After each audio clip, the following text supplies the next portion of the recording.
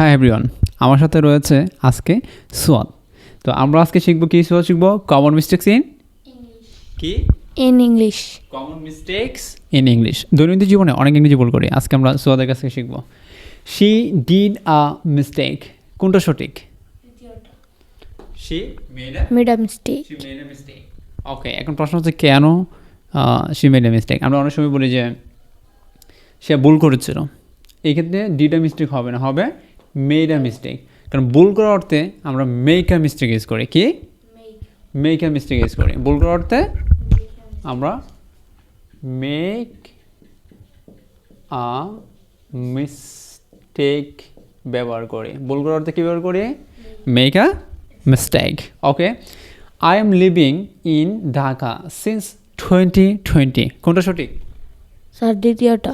কোনটি? দ্বিতীয়টা। কেন এটা জানো? I have been living in Dhaka since 2020। Since plus time, since plus time যদি থাকে তাহলে সেটা হবে প্রেজেন্ট পারফেক্ট কন্টিনিউয়াস টেন্স। কি? ইয়েস, সিন্স প্লাস টাইম থাকলে কি হবে? Present first continuous. Present perfect continuous tense.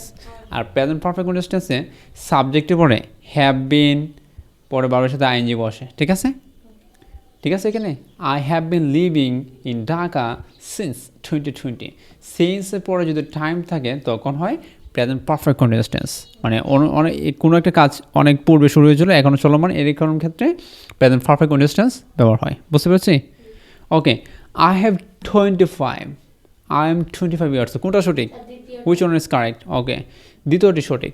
কারণ হচ্ছে বয়সের ক্ষেত্রে আমরা হ্যাভ বসে না, বয়সের ক্ষেত্রে এম ইজ আর বসে। কি বসে?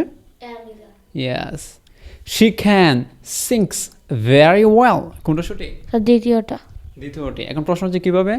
She can sing very well, কারণ মডেল ভার্বের পরে ক্যান, কুড, শ্যাল, শুড এগুলোর পরে ভার্বের বেস ফর্ম বসে। কি বসে?